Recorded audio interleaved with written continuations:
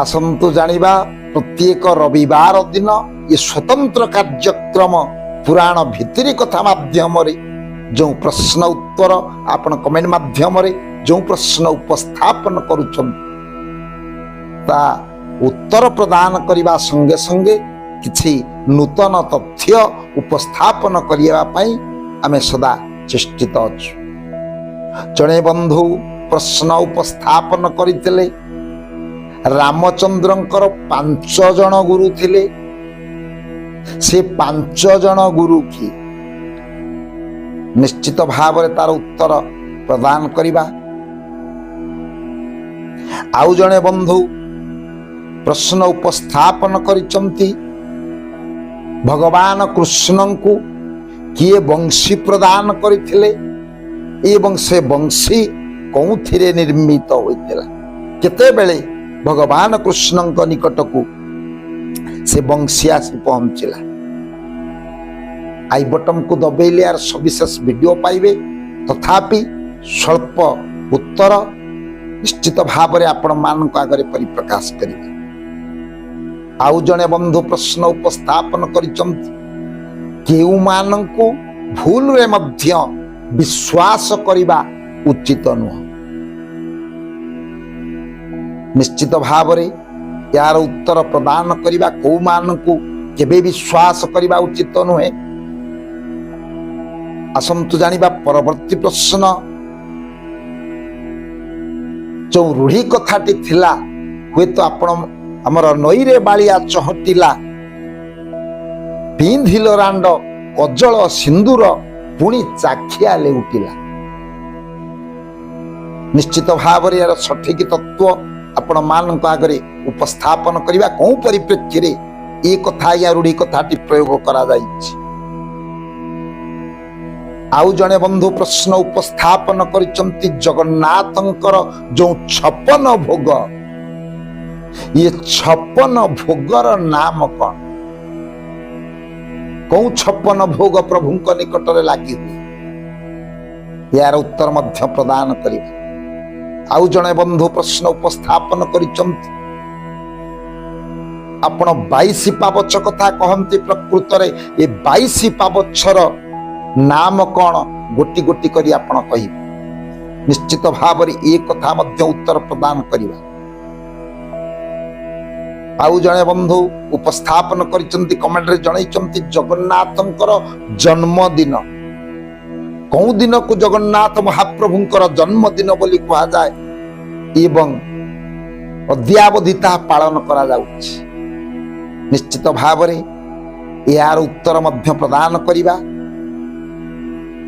आउ जने बंधु प्रश्न उपस्थापन करिचंती जोग जन्मा रावण केते दिन परमायु नहीं ये धरावक्षरे बंची थिला तार परमायु केते ये कथा मध्य उपस्थापन करिबा।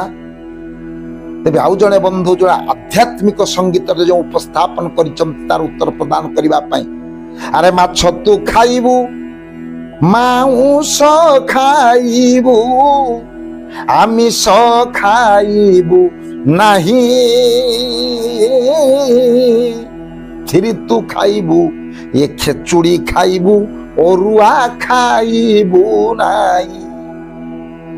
तेबे आमिष खाइबू माछ तू खाइबू मांस खाइबू किंतु आमिष खाइबू कौन तत्व या भीतर लुकायित भाव रे अछि।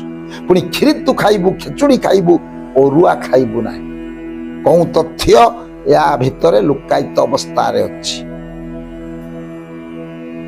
आउ जने बंधु उपस्थापन करिचंती संगीतटे अरे बसी माछ खाओ तुही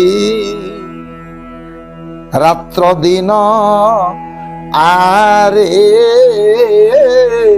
बाई मन माछ न खाइले हरिंकी पाइबा होई जीव तोर 7 स्वप्न आरे बाई मन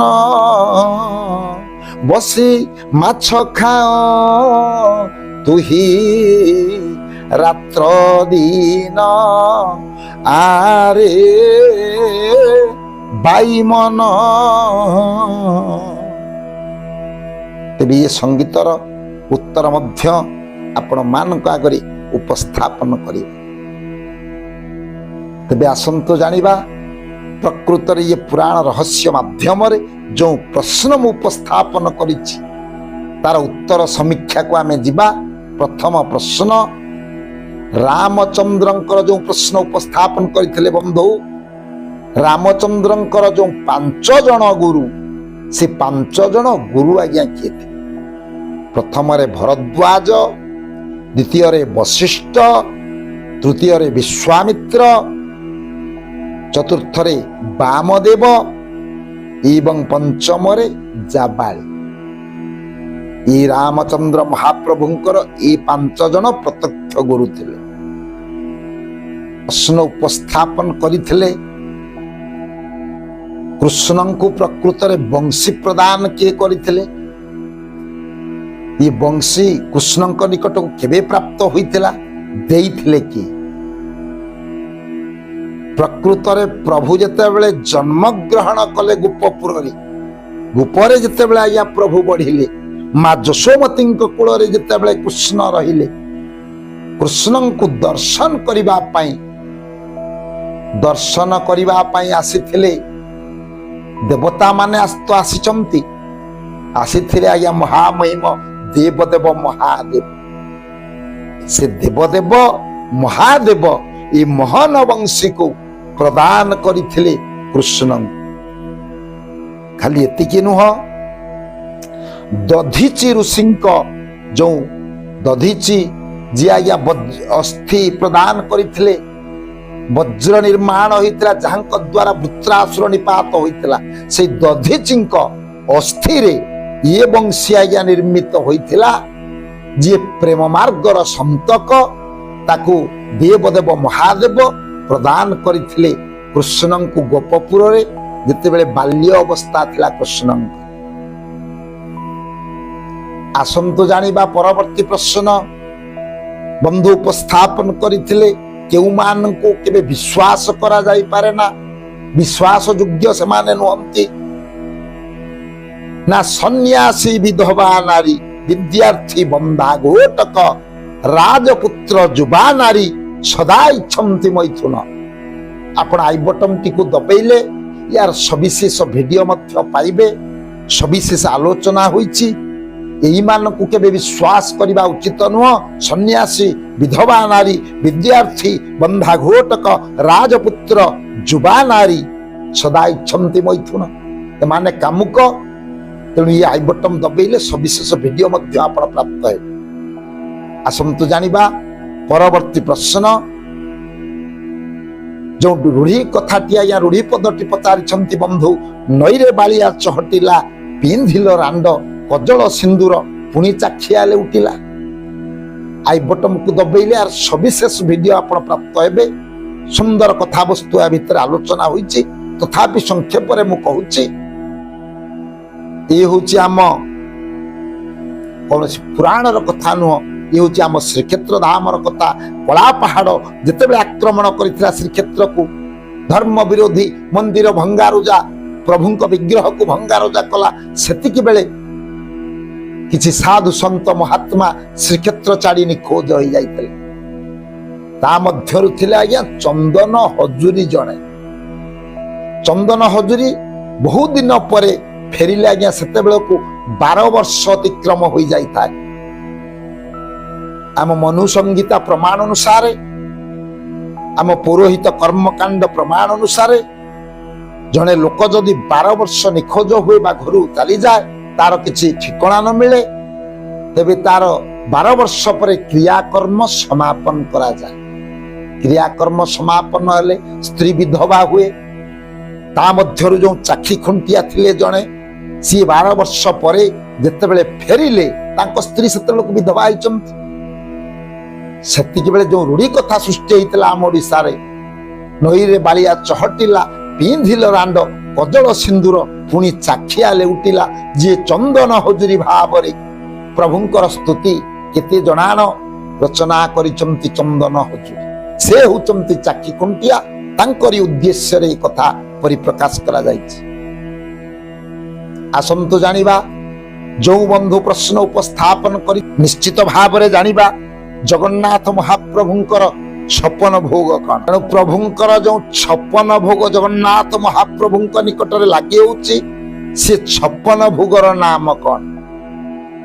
ଅଟକାଳ, ଅମାଲୁ, ଆରିସା, ଏଣ୍ଡୁରି, କଦମ୍ବ, କାକରା, କାନ୍ତି, ହଂସକେଳି, କୋରା, ଖଇର ଚୂଳ, ଖଜା, କ୍ଷୀରି, ଖୁରିସା, ଖୁରୁମା, ଗଇଠା, ଖେଚୁଡ଼ି, ଗଜା, ଗୋଟାଳି, ଚକଟା, ଚକୁଳି, ଚିତଉ, ଛୁଞ୍ଚିପତ୍ର, ଜଗନ୍ନାଥ ବଲ୍ଲଭ, ଜେନାମଣି, ଝିଲି, ଡାକୁଆ, ଡାଳିମ୍ବ, ଯାହାକୁ ଦାନ୍ତ ଭଙ୍ଗା ବୋଲି ମଧ୍ୟ କୁହାଯାଏ, ଛେନା ଚାଡ଼ିଆ, ଛେନା ତାଡ଼ିଆ, ତ୍ରିପୁରୀ, ଧଉଳା ଏବଂ ନାଡ଼ି,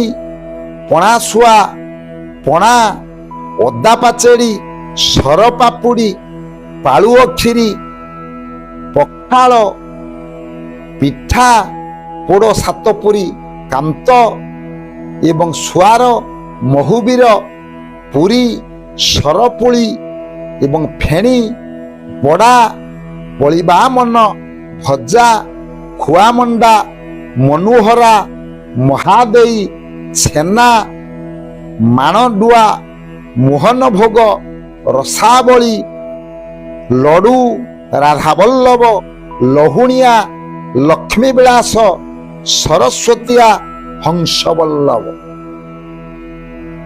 ଇଏ ହଉଛି 56 ଭୋଗ। ଆପଣମାନେ ଜଗନ୍ନାଥ ମହାପ୍ରଭୁଙ୍କ ନିକଟରେ ଲାଗି ହେଉଥିବା ଏ 56 ଭୋଗ କଥାକୁ ଆପଣ ଜାଣିବେ। ଆସନ୍ତୁ ଜାଣିବା ପରବର୍ତ୍ତୀ ପ୍ରଶ୍ନ। ଜଣେ ବନ୍ଧୁ ଯେଉଁ ଉପସ୍ଥାପନ କରିଥିଲେ ଯେଉଁ 22 ପାବଚ୍ଛ, ସେ 22 ପାବଚ୍ଛର ପ୍ରକୃତ ନାମଟା କଣ? ଆସନ୍ତୁ ଜାଣିବା। ପ୍ରଥମରେ ଆଜ୍ଞା ପ୍ରଥମ ପାବଚ୍ଛ ହେଲା ତୀବ୍ର, ଦ୍ୱିତୀୟରେ ଆଜ୍ଞା କୁମୁଦାବତୀ, ତୃତୀୟରେ ମନ୍ଦା, ତାପରେ ଆଜ୍ଞା ଚଣ୍ଡୁବତୀ, ଦୟାବତୀ, ରଞ୍ଜନୀ, ରତିକା, ରୌଦ୍ରା, କ୍ରୋଧ, ବଦ୍ରିକା, ପ୍ରସାରିଣୀ, ବ୍ରତୀ, ମାର୍ଜନୀ, କ୍ଷତି, ରକ୍ତ, ସାନ୍ଦୀପାନି, ଅଜପନୀ, ମଦନ୍ତୀ, ରୋହିଣୀ, ରମ୍ୟା, ଉଗ୍ରା ଏବଂ ଖୋବିନ। ଇଏ ହେଲା ଆଜ୍ଞା ଜଗନ୍ନାଥ ଧାମରେ ଯେଉଁ 22 ପାବଚ୍ଛ। ଏ 22 ପାବଚ୍ଛ ମାଦଳା ପାଞ୍ଜିର ପ୍ରମାଣ ଅନୁସାରେ, ଜଗନ୍ନାଥ ସଂସ୍କୃତିର ପ୍ରମାଣ ଅନୁସାରେ ଇଏ ହେଲା ଆଜ୍ଞା 22 ପାବଚ୍ଛ। ଆସନ୍ତୁ ଜାଣିବା ଯେଉଁ ପରବର୍ତ୍ତୀ ପ୍ରଶ୍ନ ଉପସ୍ଥାପନ କରିଛନ୍ତି। ଜଗନ୍ନାଥଙ୍କର ଜନ୍ମଦିନ କେବେ? ଜଗନ୍ନାଥଙ୍କର ଜନ୍ମଦିନ ଆଜ୍ଞା ଦେବସ୍ନାନ ପୂର୍ଣ୍ଣିମାକୁ ଜଗନ୍ନାଥଙ୍କର ଜନ୍ମଦିନ ବୋଲି ଅଦ୍ୟାବଧି ପାଳନ କରାଯାଏ। ଯିଏ ହଉଛି ଆଜ୍ଞା ଜ୍ୟେଷ୍ଠ ପୂର୍ଣ୍ଣିମା, ସେ ହଉଛି ଜଗନ୍ନାଥ ମହାପ୍ରଭୁଙ୍କର ଜନ୍ମଦିନ। ତେବେ କେତେ ଦିନ ବଞ୍ଚିଥିଲା ଦଶଶିର ରାବଣ? ରାବଣ ଦଶଶିର ଯୋଗ ଜନ୍ମା ରାବଣ ବୋଲି କୁହାଯାଏ। ପ୍ରକୃତରେ ରାବଣ କେତେ ଦିନ ବଞ୍ଚିଥିଲେ ଆପଣ ମାନେ ଜାଣିଛନ୍ତି? 56 ଗଣ୍ଡା ଯୁଗକୁ ବର ମାଗିଥିଲା ରାବଣ। ନିଜର କର୍ମ ପାଇଁ 56 ଗଣ୍ଡା ଯୁଗ ବରପ୍ରାପ୍ତ ହୋଇଥିଲେ ମଧ୍ୟ 56 ଗଣ୍ଡା ଯୁଗ ତ ସେ ବଞ୍ଚିଲା ନାହିଁ, 14 ଗଣ୍ଡା ଯୁଗ ଭୋଗ କରିଥିଲା। ତଥାପି ଆମର ପୁରାଣ କିମ୍ବଦନ୍ତୀର ପ୍ରମାଣ ଅନୁସାରେ ଗୋଟିଏ ଯୁଗ ହେଲା 43,200 ବର୍ଷ। ତେଣୁ ତାରି ପ୍ରମାଣ ଅନୁସାରେ ଆମର 14 ଗଣ୍ଡା ଯୁଗ ବୋଇଲେ 56 ଯୁଗ। ଇଏ 56କୁ ଆଜ୍ଞା ଏଥିରେ ଗୁଣିଲେ ଆପଣଙ୍କର 24,19,000 200 ବର୍ଷ ଏ ଧରାଧାମରେ ରହିଥିଲା ୟା ରାବଣ। ତେଣୁ ରାବଣକୁ ଯୋଗ ଜନ୍ମା ବୋଲି କୁହାଯାଏ। ତେବେ ଆପଣ ମାନେ ଏ କଥା ଜାଣିଲେ। ପୁଣି ଯୋଉ ଆଧ୍ୟାତ୍ମିକ ସଙ୍ଗୀତ ବନ୍ଧୁ ଉପସ୍ଥାପନ କରିଥିଲେ ତାର ଉତ୍ତର ପ୍ରଦାନ କରିବାକୁ ଯାଇ ମୁଁ ପଦଟିକୁ ଆପଣଙ୍କ ଆଗରେ ଆଉ ଟିକେ ବୋଲି ଦଉଛି। ମାଛ ତୁ ଖାଇବୁ, ମାଉଁସ ଖାଇବୁ, ଆମିଷ ଖାଇବୁ ନାହିଁ। କ୍ଷୀରି ତୁ ଖାଇବୁ, ଖେଚୁଡ଼ି ଖାଇବୁ, ଅରୁଆ ଖାଇବୁ ନାହିଁ। ତେବେ ମାଛ କଣ? ପ୍ରକୃତରେ ମାଛ ଖାଇଲେ ମଧ୍ୟ, ମାଉଁସ ଖାଇଲେ ମଧ୍ୟ ତାହା ଆମିଷରେ ଗଣା ହଉନାହିଁ। ଜାଣିବା ପ୍ରକୃତରେ ଇଏ ମାଛ କଣ। ଆଉ ଜଣେ ମଧ୍ୟ ସନ୍ଥ ସାଧୁ ୟାକୁ ରଚନା କରିଛନ୍ତି। ବସି ମାଛ ଖାଅ ତୁହି ରାତ୍ର ଦିନ, ଆରେ ଭାଇ ମନ, ଆରେ ମାଛ ନ ଖାଇଲେ ହରିଙ୍କୁ ପାଇବା, ହୋଇଯିବ ତୋର 7 ସ୍ୱପ୍ନ, ଆରେ ଭାଇ ମନ। ବସି ମାଛ ଖାଅ ତୁଇ ରାତ୍ର ଦିନ, ଆରେ ଭାଇ ମନ। ତେବେ ପ୍ରକୃତରେ କୋଉ ମାଛକୁ ଖାଇବା ପାଇଁ କହିଛନ୍ତି? ଇଏ ତତ୍ଵ ବୁଝିଲେ ତୁଟେ ଭ୍ରାନ୍ତି, ଭବସାଗରୁ ତରି ଯାଆନ୍ତି।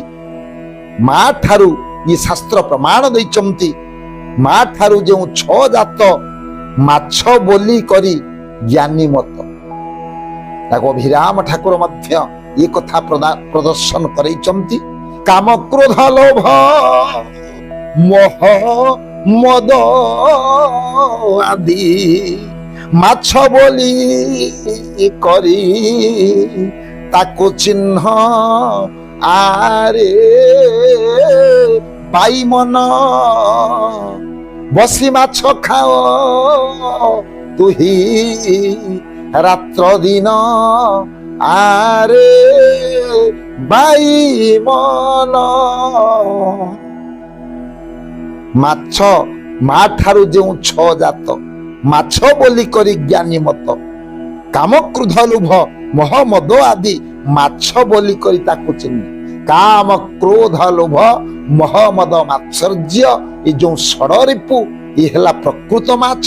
ଏ ମାଛକୁ ତ୍ୟାଗ କଲେ ନିଶ୍ଚିତ ଭାବରେ ସିଏ ଆମିଷ ଖାଇବା କଥା କହିନାହାନ୍ତି। ଇଏ ଷଡ଼ରିକୁ ଯେତେବେଳେ ଦମନ କରିପାରିବ, ଯିବ ଆଜ୍ଞା ମୁକ୍ତି ମାର୍ଗରେ ଆଗେଇ ଯିବ, ପ୍ରଭୁଙ୍କୁ ଦର୍ଶନ କରିବ ଏବଂ ପ୍ରଭୁଙ୍କର କରୁଣା ପ୍ରାପ୍ତି ହେବ, ତେଳେ ମାତ୍ର ସନ୍ଦେହ ନାହିଁ। ଆଉ ଅଚ୍ୟୁତାନନ୍ଦଙ୍କର ସୁନ୍ଦର ପଦଟି ମଧ୍ୟ ବନ୍ଧୁ ଉପସ୍ଥାପନ କରିଥିଲେ। ବାଇ ମନରେ ଯେତେ ଗୋମାଂସ ଖାଅ, ମଦ ସଙ୍ଗେ ମାଂସ ମିଶାଇ ଭକ୍ଷିଲେ ନିଶ୍ଚୟ ହେବ ବ୍ରହ୍ମ ଦର୍ଶନ। ତେବେ ନିଶ୍ଚିତ ଭାବରେ ଏ ପୁରାଣ ରହସ୍ୟ ମାଧ୍ୟମରେ ଏ ଯେଉଁ ପୁରାଣ ଭିତିରି କଥା ସ୍ୱତନ୍ତ୍ର କାର୍ଯ୍ୟକ୍ରମ ଏ କଥାକୁ ଉପସ୍ଥାପନ କଲି। ପ୍ରତ୍ୟେକ ରବିବାର ଦିନ ଆପଣ କମେଣ୍ଟ ମାଧ୍ୟମରେ ଆପଣଙ୍କ ମନରେ ଯେଉଁ ପ୍ରଶ୍ନ ଉଙ୍କି ମାରୁଛି ତାକୁ ଆପଣ ଲେଖନ୍ତୁ କମେଣ୍ଟ ମାଧ୍ୟମରେ। ନିଶ୍ଚିତ ଭାବରେ ତାର ଉତ୍ତର ପ୍ରଦାନ କରିବା ସଙ୍ଗେ ସଙ୍ଗେ ନୂତନରୁ ନୂତନ ତଥ୍ୟ ଆପଣ ମାନଙ୍କ ଆଗରେ ଉପସ୍ଥାପନ କରିବା ପାଇଁ ଯଥାସାଧ୍ୟ ମୁଁ ଚେଷ୍ଟିତ ହେବି। ଏବଂ ପରବର୍ତ୍ତୀ ରବିବାର ପରବର୍ତ୍ତୀ ଏ ପୁରାଣ ଭିତିରି କଥାକୁ ଆପଣ ମାନେ ମନେ ରଖିବେ। ଯେଉଁ ପଦଟି ଶେଷରେ ମୁଁ ଉପସ୍ଥାପନ କଲି, ପରବର୍ତ୍ତୀ ଅଧ୍ୟାୟରେ ଆଉ ଉତ୍ତର ମଧ୍ୟ ନିଶ୍ଚିତ ମୁଁ ପରିପ୍ରକାଶ କରିବି। ବାଇ ମନରେ ଯେତେ ଗୋମାଂସ ଖାଅ, ମଦ ସଙ୍ଗେ ମାଂସ ମିଶାଇ ଭକ୍ଷିଲେ ବ୍ରହ୍ମ ଦର୍ଶନ ହେବ, ଏହା ନିଶ୍ଚୟ। ତେବେ ସ୍ୱଳ୍ପ ସମୟର କଥାବସ୍ତୁକୁ ମୁଁ ଆଜି ବିଶ୍ରାମ ଦଉଛି। ପରବର୍ତ୍ତୀ ଅଧ୍ୟାୟରେ ଆଉ କିଛି ସୁନ୍ଦର ତଥ୍ୟ ନେଇ ଆପଣ ମାନଙ୍କ ଆଗରେ ଉପସ୍ଥାପନ କରି ସେ ସର୍ବେ ଭବନ୍ତୁ ସୁଖୀନ ସର୍ବେ ସନ୍ତୁ ନିରାମୟା ସର୍ବେ ଭଦ୍ରାଣि ପଶ୍ୟନ୍ତୁ।